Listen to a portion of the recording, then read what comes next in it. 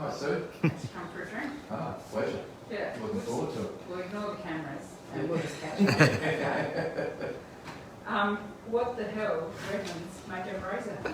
Yeah, it's frightening, really, isn't it? Yeah. Did you ever think that would happen in your No. lifetime? No. No. I didn't ever think that rosé become as popular as it is today. Do you drink it? Yeah, absolutely. So long. Yeah. I made rosé back in 1977 at Brunella. We used to make a bit of rosé there with Merrill, What did you make it out of? Grenache, Yeah. but it was never even back then, and that was the era of the Touche rosé, Yeah. but it was never all that popular. It's lovely wine, we used to drink quite a lot of it, but didn't ever take off like it has today. Yeah. Today it's just really, it's got a dessert. Yeah. Yeah. Yeah, we love it. We, You used to tease me about making rosé. Oh, yeah. Do you remember that? Yeah. People, when you get older, you're allowed to change your mind, see. Oh, I thought that was a woman's process. Women and old men. Right, okay. Good to know we've got something. Yeah, exactly. No, it's Dan, my oldest son, decided that it'd be nice just to make something, play around with something to sell a door, so and to drink ourselves, because all our wives like a rosé, so we decided that, that's a good idea, nice cold summer drink. Yeah. Because we've only got Shiraz and Cabernet and Merlot in Vineyard, we decided that Shiraz was probably the best variety for us to make rosé. Yeah. And so you pick it earlier than your... Yeah, we pick it earlier than the Shiraz. It's probably, I think this one's probably a little bit riper, 19. The grapes ripen up on us a bit quickly, and by the time we got to it, it was probably a little later than we ideally would have liked. But it's sort of, the first one we made was 18. We picked it about 12 and a half. And this year's, which we've just made and going to bottle in the next month or so, is going around that 12 and a half to 13%. But this one's probably just a tick over 13, so it's just a bit lighter. But we make it in a really dry style because none of the family like drinking sweet rosé, so it's bone dry, which is really good. So with it, On trend. well, it's to taste. To taste, yeah. It is good to make wines that you want to drink. Yeah, well, I think that's, in this one especially, because we only make like 100,000, 120,000, so our philosophy is if we can't sell it, we'll drink it ourselves. So. Yeah. And I know Winnie and I are doing a pretty good job. Yeah. Because we drink 2 or 3 bottles a week, I reckon. It's in quite a tall bottle, Chris. Do you want to tell me that? Yeah, that was because we couldn't get the first bottle we did in the Riesling bottle. Yeah. We couldn't get a Riesling bottle. The glass manufacturers had run out of bottles or something, so the bottling company said, well, we've got a Bordeaux-shaped bottle. Yeah. It'll fit in a Riesling box. The only thing that you need to do differently is the height of the labels. Yeah. So I said, oh, sure, it doesn't worry us with it. So we've done a Riesling bottle, a Bordeaux bottle, and we'll have to toss up this year. Yeah, I'll make it. Yeah. I remember driving home in 18 one night and seeing the lights on at Redman's and thinking, oh my God, this is it. This is the rosé Riesling production. They're working night shift. But that wasn't true, was it? No, I wouldn't have thought so. No. Probably having a beer. Yeah, with the lights on. Yeah. Had too many beers with the lights. Well, do you want to try my rosé? Yeah, absolutely. Right. It's quite interesting. I was just looking at the colours. Ours has still got a bit more of a pink colour. Yeah. Yours has sort of got that more orangey sort of colour to it. Yeah. Which I think would probably be Shiraz. Mm. And I had sulphur afterwards. Yeah. None before. Now we're the same. Yeah, so yeah. Because yours is Nero Diablo, isn't it? Nero Diablo, Barbera, and Pinot Grigio. Yeah, I can remember all that. That's why Just, we made that's one. why we say Rosado. Because, and especially if I say to you that it's Riverland Nero Diablo, Well, Rat and Bully Barbera, and Pathway Pinot Grigio, yeah. that's definitely too much for a label. Yeah, exactly. So, cheers. Cheers. Yeah. And yours is in the dry style as well? Yeah. No. And do you, because you keep quite a lot of wild yeast ferment. Is this wild yeast as well? Because that's interesting, because ours is a cultured yeast that is designed specifically for rosés. All right, which one's that? Oh, I can't remember, GRE something or other. Okay. Yeah. But that was recommended by one of the guys that supplies yeast to us, and he said this is a really good yeast for making rosé. And we were really pleased with it because it provides the fruit. Yeah, it's aromatic. Whereas this has got a bit more savoury. Yeah. Aromatically, it's much more savoury. Which I reckon would be a combination of the Italian varieties, because I want it savoury, so I reckon they are savoury to start with, but maybe then also that natural yeast, and it's done on yeast leaves. And Yeah. so you get some of those complex sulfides. Yeah. Which I like, Yeah. but it is. You know, It's fuller, much fuller, fuller mouthfeel, richer mouthfeel. Ours is a more elegant, yeah. much lighter elegant style. Yeah. So this is picked probably differs between the varieties, but around that 10 mark, 11 mark. Yeah. So lower bromates, but then I think different varieties. I think that's probably comparative. Yeah. For Shiraz, that's probably the same. Yeah. It's I really like the texture of it too. It's quite rich and round. It's got a lot more structure than the ribbon. I reckon I laugh sometimes. I think I put as much effort into making my rosé as I do my Chardonnay. But it's such Yeah. So I might need to rethink how I'm approaching that. Just double the price of my rosé. Oh, that's right, exactly. That'd half the sales. Yeah. The other interesting thing, isn't it? I was just thinking about then when you were talking about the percent by volume, going back to the 60s and 70s when my father was making wines in Creamore, and he was making a lot of the Shiraz that he was making then were still around 11% by volume alcohol. Yeah. So it's interesting, our rosé's higher in alcohol than the Cry Reds were making back in the 60s and 70s. Yeah. It's quite weird. Yeah. And those wines are, when you pull them out of the cellar, or I'm not going to to try them, they're amazing. Yeah. Yeah. Obviously this hasn't been on skins as long, so it hasn't got the tannin or the colour or the flavours that you get with if you pick them at the same. But it's got the same pop time. flavour, hasn't it? Yeah, it is. Yeah. It's got the aromatics, it just hasn't got the weight on the palate. Yeah. Yeah. Well, Bruce, I never thought that we could actually talk this long. About rosé. Never have predicted that I could sit and talk to Bruce Redman this long about rosé. So maybe.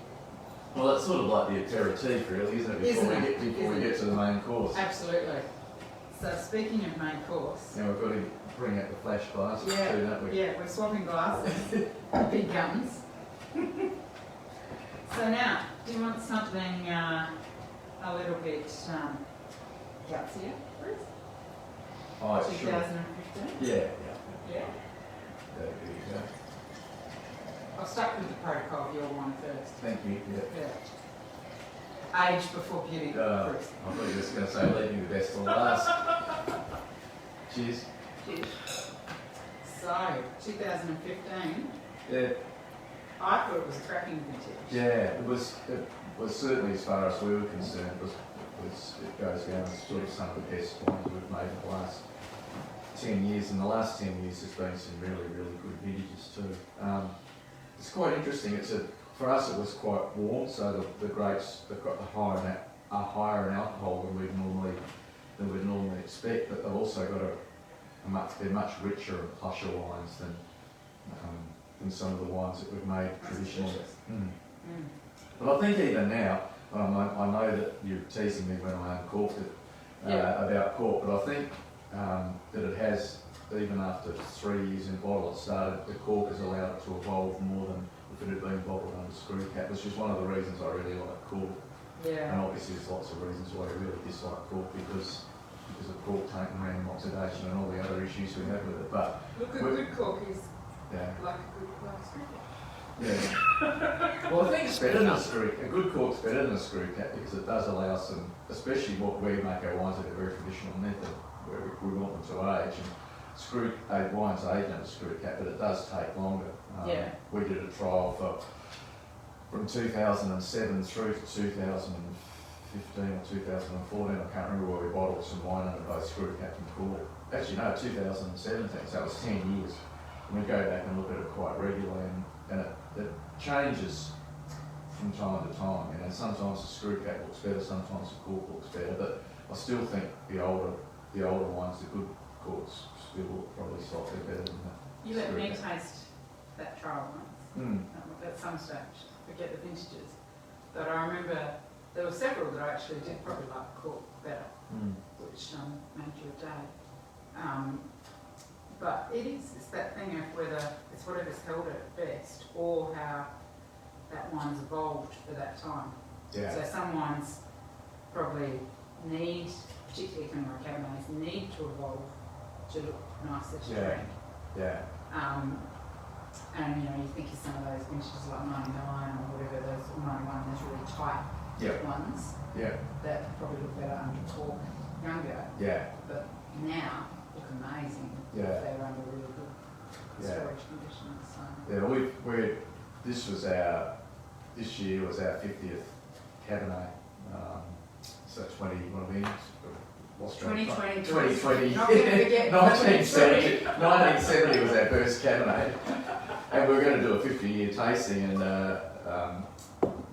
so every Cabernet that we've made from 1970 through until 2019 or 2018. But unfortunately, the pandemic has put a stop to that. So we will do it probably next year. We'll do tasting 51. Because how many sets of all of those vintages would you have? We're got reasonable stocks of everything from about 72 onwards, but 70 and 71 we've got. 72 is a special one. Yeah, I was sure this. 1970 we've got literally two Magnums left. One Magnum's full. Good stocks of 70. Does that mean you want some too? Oh, it's, not the Pretty nice wine too. Yeah. We'll open one for you. Yeah, that'd be nice. When we have people come visit here, it's become a bit of a tradition that they go to Redman's to buy their birthday wine, and you guys it's fantastic that you've got that to do. Yeah. It's special that people can come and buy their birthday. Anyone that was born, well, we can't do obviously 70 now because we haven't got any of that left. But we do during July when we have our cellar dwellers, we release some older wines. And we do from time to time as well, but the stocks are getting lower and lower, unfortunately. So when I say reasonable stocks, I'm talking a couple of boxes, not 20 cases or anything like that. So the older wines are gradually getting less and less. We went through, my youngest son and I went through it last year or the year before and sorted through them all. And we tipped a lot down the sink, and a lot of the corks have just disappeared and the bottles have had that much left in the bottom. And so we've cut them down quite to a lot less than they were, but we've still got reasonable enough to have these 50-year tastings, which we're really excited about. I'll do one with you. Have it we'll have it next year, I think next year, or so later this year or early next year. So we did one with the Shiraz, which was really interesting as well. And that the 60s wines, the 60s, back from 66 onwards, and they showed up really well. What a decade 60 must have been climatically. Yeah. The wines from that I've had the privilege to try are just beautiful. Yeah, much cooler. It was the 60s and 70s, and to a certain extent the 80s were quite cool. And I guess from about 1990, when was it, about 1992, the drought started. Yeah. Then it seems that global warming has really impacted Coonamara. I remember as a kid growing up, the amount of water that used to lie around this region, even in the 60s and 70s, even the 80s when Mel and I first started making wines down here, the amount of water that used to lie around, you drive through vineyards, and I remember getting, harvesters getting bogged in vineyards in 1983. And that sort of thing. We just don't see that today. Speak up. Sorry. Both of you need to speak up. Right. We will. You're just having a nice little drink by yourselves. No one else can hear you. So Dan's on the phones for us.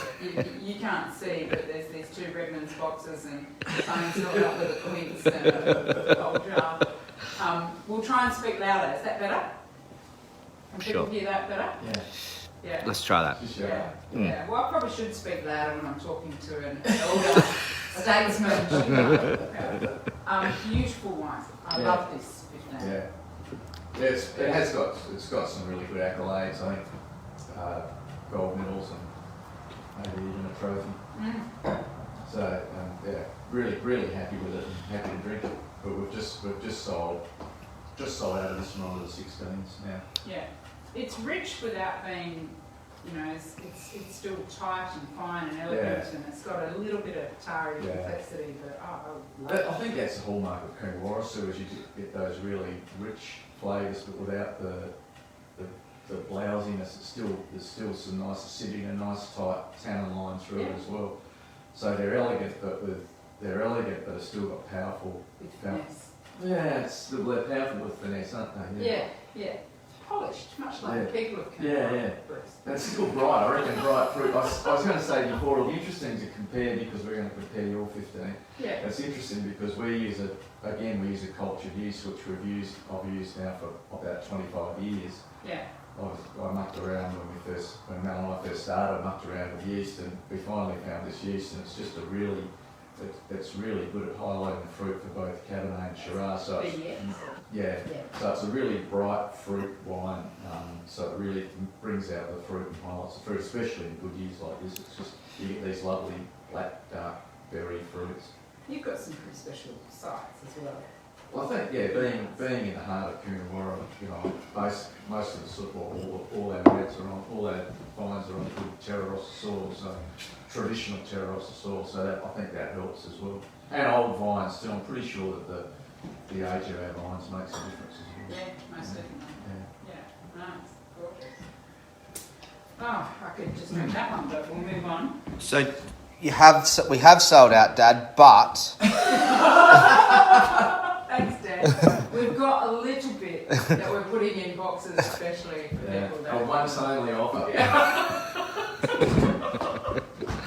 So this is the 2015 Bellwether to go alongside that. So the idea is that people can buy the six wines that we're tasting and replicate this tasting at home. yeah. Yeah. Beautiful. So my block that I get my Cabernet from would be 3 Ks. Oh no, it wouldn't be that. It'd be from one one of our kilometre vineyards. from one of your vineyards. Yeah. On a slight rise, and it tends to ripen pretty early. Mm-hmm. And early on, so I think by 15 I was picking it and I was de-stemming it here. Yeah. But the first one, so for those of you that don't know, when I first started making wine for Bellwether, it was 2009, I don't have a winery, and so the Redmans allowed me to make my reds there for a few years. And you have this great system where you crush in the field.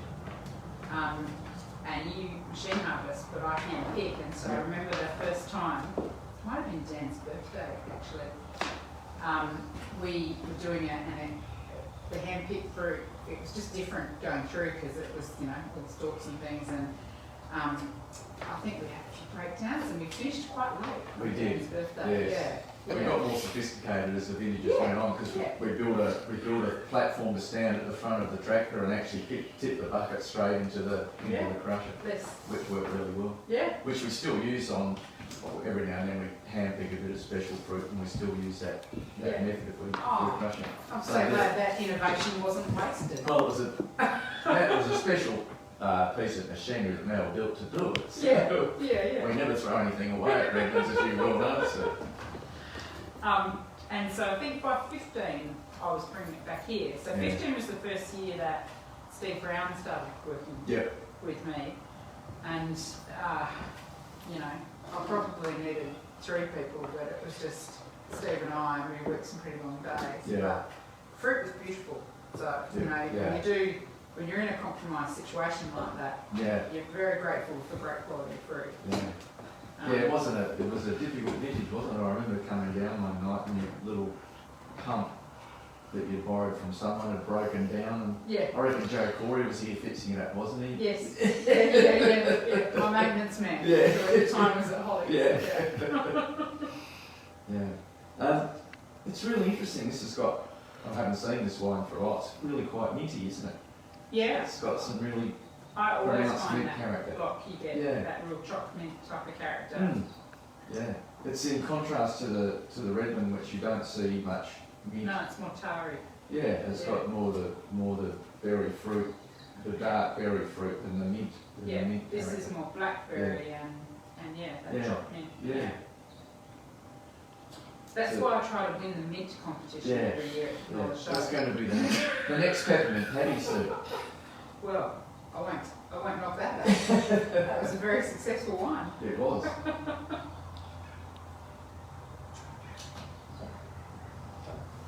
What's interesting to me is the tannins aren't dissimilar for No. both wines. But we've got a similar approach to tannin. Yeah. The texture's really similar. I think the textures are really similar. They're Yeah. Aromatically and flavour-wise, they're slightly Yeah. different. But I mean, you can still see they're peppermint, but Yeah. texturally they're very, very similar. And I guess that's Coonawarra, isn't it? Medium bodied with really fine-grained tannins. Yeah. That's And just maybe the we don't work flavours. them that hard. No. You know? They're open fermented, Yeah. hand Yeah. plunged, Yeah. you know, so it's not, Yeah. there's no kind of hard working and pumping Yeah. and things on them. And it's ripe tannin too. It's not. There's no hint of greenness or harshness there at all.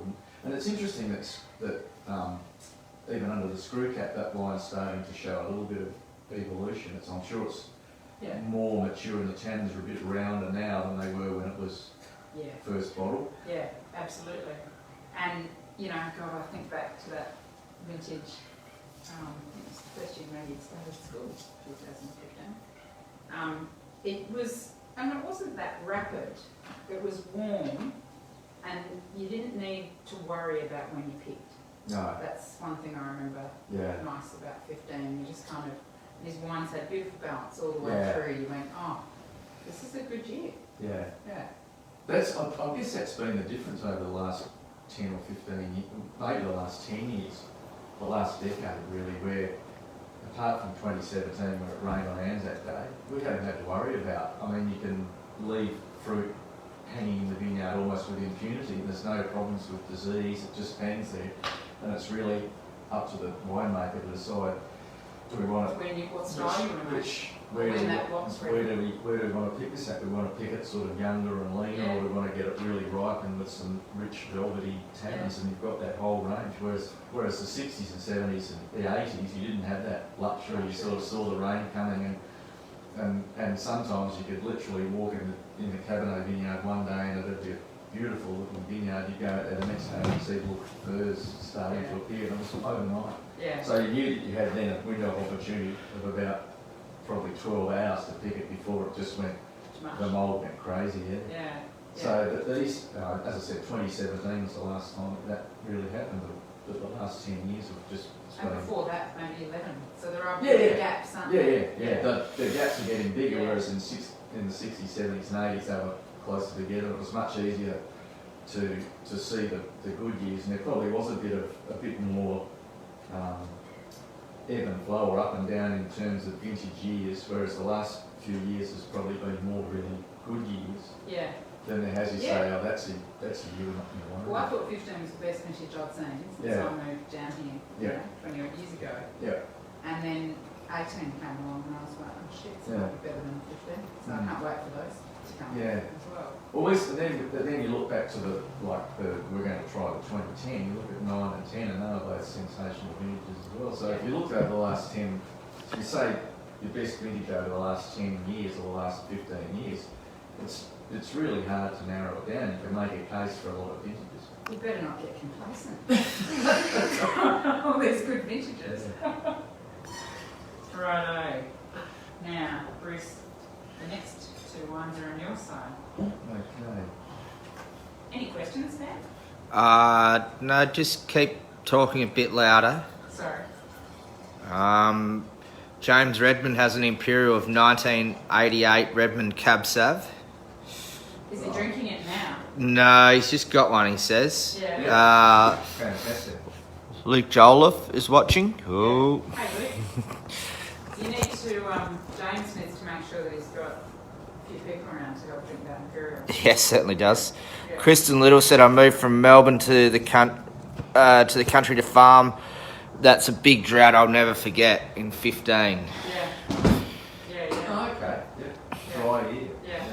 And to the ladies that were expecting Bruce to be wearing shorts, I apologise. You may get a glimpse of leg There was a comment about the shorts earlier on, actually.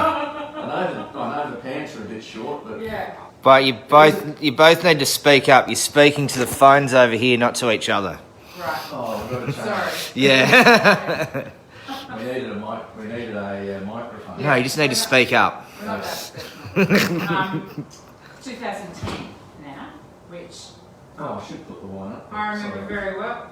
And this is a special wine. This is Yeah, this is the Redman family celebrated their centenary in 2008. My grandfather first made wine, and his first vintage was 1908. So 2008 was our centenary year, and around 2000 we decided we better make a wine to celebrate that event. So it took us a couple of years to get around to it. So we put some wine aside in 2002, and we decided we'd put 100 dozen away. And we thought we'd do a Cabernet Shiraz Cabernet blend, but then we looked at it on the tasting table, and it ended up being a blend of Shiraz Cabernet Shiraz and Merlot. And it's just we put that away and released it 2002 in 2008, and then we made up to 10, and then we've had a bit of a holiday, and we've made another one this year. So it's really the best wines that we've got in the winery. Then we put it on the tasting bench and try and produce a style that's probably a really typical. And I'm not allowed to use the word claret style, but a typical claret style, which is twice. Just use the word that we're not allowed to say twice. You're allowed to say, you're not allowed to write it. Yeah. Claret. Yeah. Oh. But we're trying to make a claret style, and it is interesting that the Merlot gets a birth every year, because we didn't think it would, but it just adds a bit of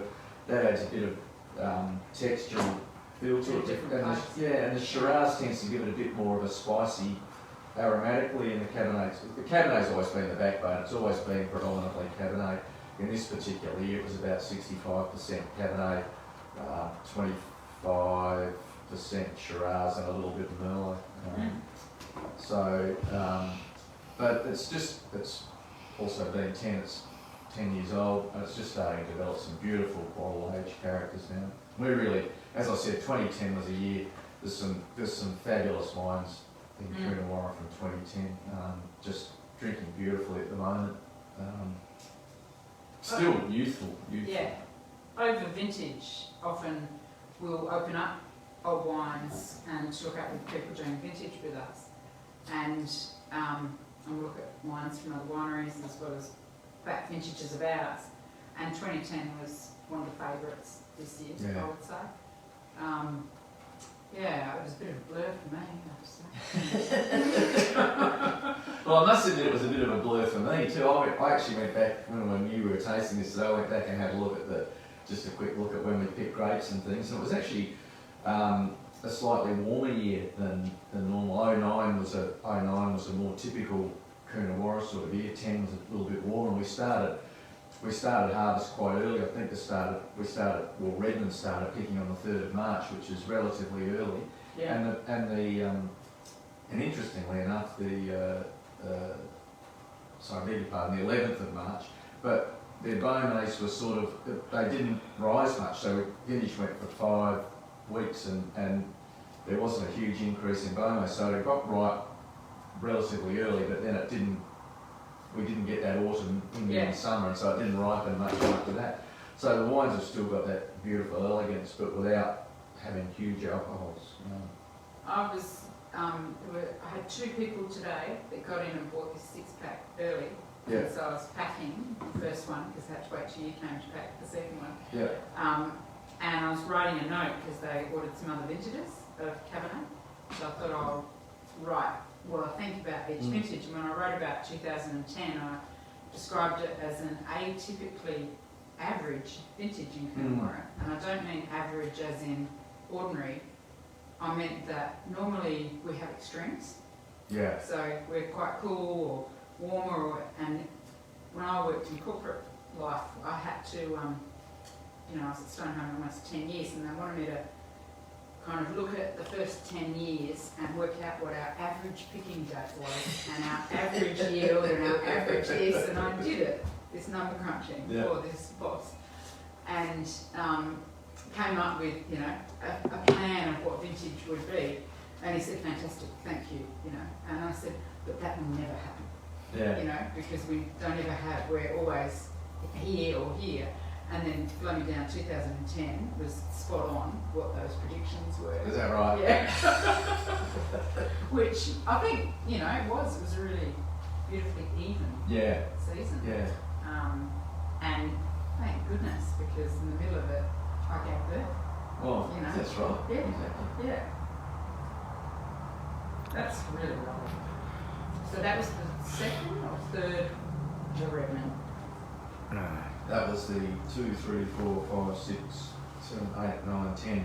Oh, The 10. ninth.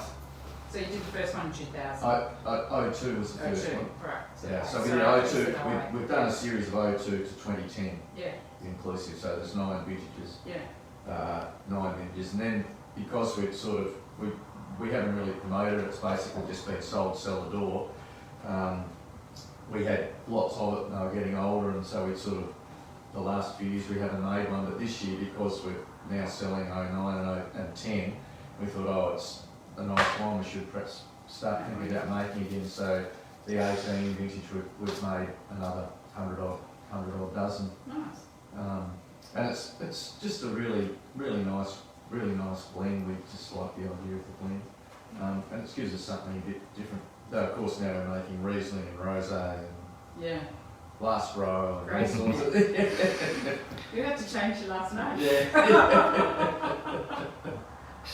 So- So Rick Num is drinking a 2006 Wynns Cabernet, Yeah. which was a nice cool year in Coonawarra, wasn't it? And then Kristen Little just had another question is, have you finished vintage, and what are your thoughts on 2020? Okay. First one, that 06 wins is a beauty. 06 I think is a really good year for Coonawarra. Great, as the Bordelais would say, great typicity. So some of those cool characters, but everything ripened, and I think 6 looks really good. This vintage, well and truly done, Kristen. We finished pressing off, it feels like ages ago now, to be over a month. At least 3 weeks. It kind of slows down, doesn't it? Yeah. And the yields this year were well down, but people always say low yields, high quality. That's not always the case, and I was quite concerned during the season because we had really prolonged flowering, and that meant that when the berries were setting, wind and rain, and we'd completely defied the drought. So everyone else was in all types of trouble because of the drought, and we were sitting down here with beautiful rainfall during the winter months. But then that rain and wind really hit us in spring, and flowering was disrupted and prolonged, and so the yields were very low, and I was concerned that we'd have that kind of underripe and overripe fruit. But I have to say, I've been really pleasantly surprised. The yields didn't increase, No. but No. the quality of the wines, they seem to finish off, and I'm really happy with what we've got in the winery. Yeah. I think there's some cracking wines. Yeah. But just there's not much of it. No. And I think the dust really still hasn't settled on tonnages yet, because I think the last grapes were picked only 2.5 or 3 weeks ago. So we haven't. The sums are still being added up, and probably we won't know the final results until August. But you know, there's I know Redmond's were nearly 70% down, so you know, and I think just anecdotally that's between 50 and 70% Coonawarra is probably going to be Coonawarra, and the national crush is going to be made down as well. But the quality of the wines, look, I mean, we're really happy with them, especially the Cabernets are really good. Typical for us, typical Coonawarra Cabernet, elegance and finesse, and got some beautiful intense flavours. Looking really good.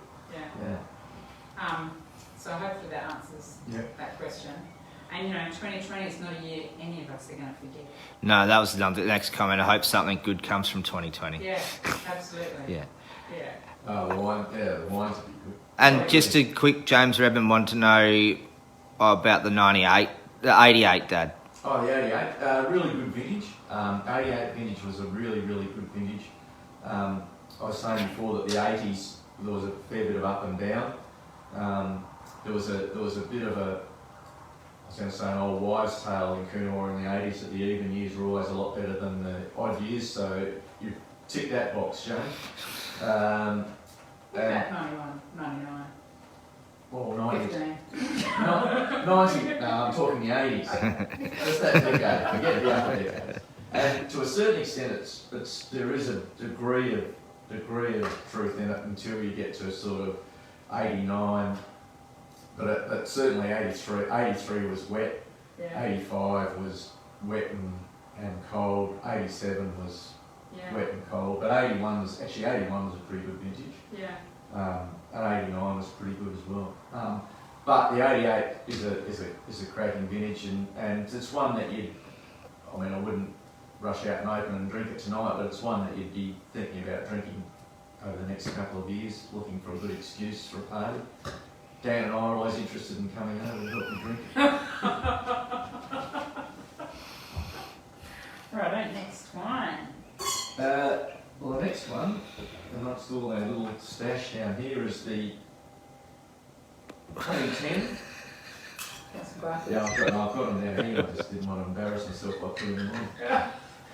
Thank you. So a beautiful 2010 Bellwether wine,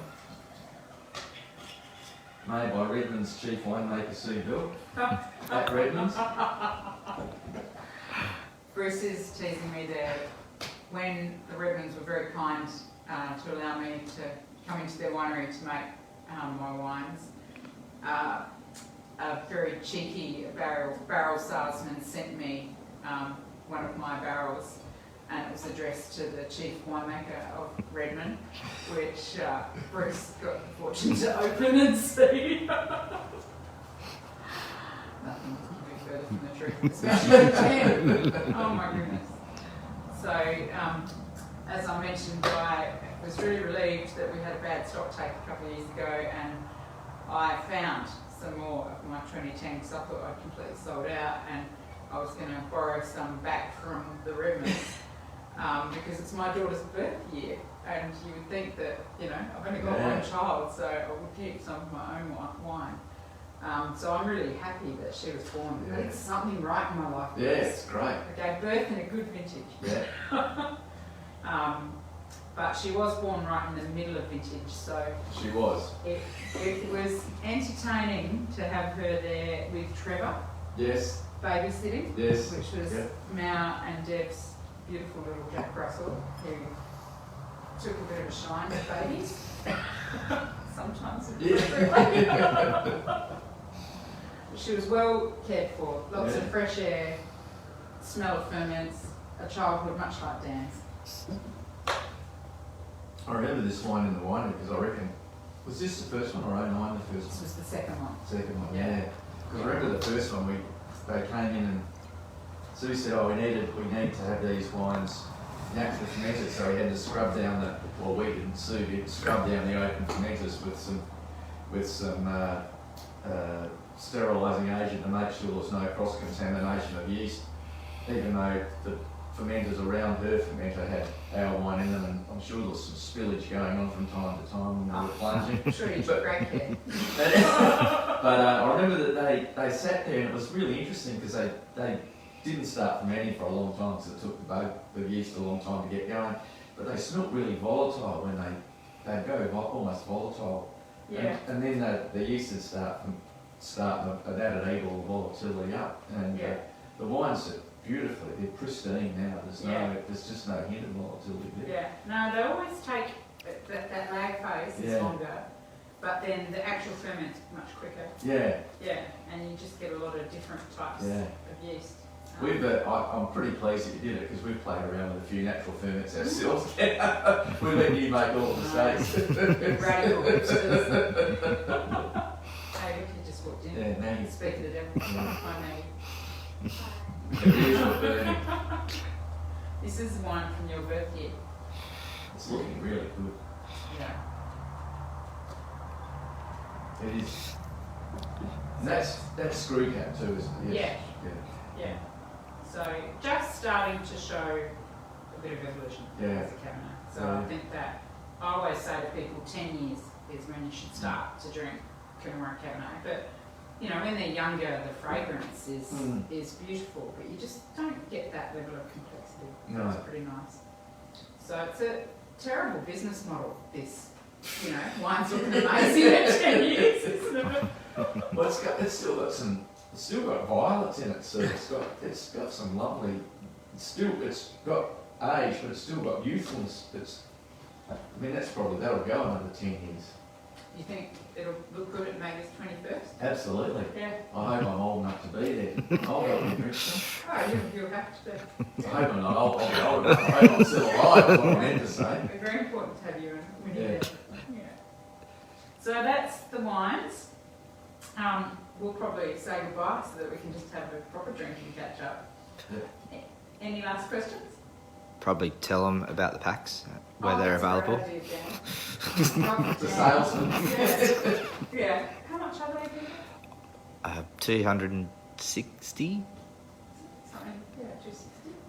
Yeah. So And RRP 330, available for 260, and you get a bottle of each of those wines, the Yeah. rosés and the 10s and the 15s. There you go. See? It's great. It's great. Just to one of the really interesting things, and Sue and I obviously see each other quite regularly, but to sit down and see the two wines side by side, the rosé, especially the Cabernet, and then the two 2010s, is really quite interesting because there is, even though we have similar philosophies, the wines are quite different. We're only, as Sue said, the vineyards are really only a kilometre apart, Yeah. but the winemaking philosophy shows some difference. So it's really quite an interesting exercise to sit down and try the wines side by side. Yeah, yeah. And long may our friendship live. Thank you. Cheers. Cheers. Cheers, everyone.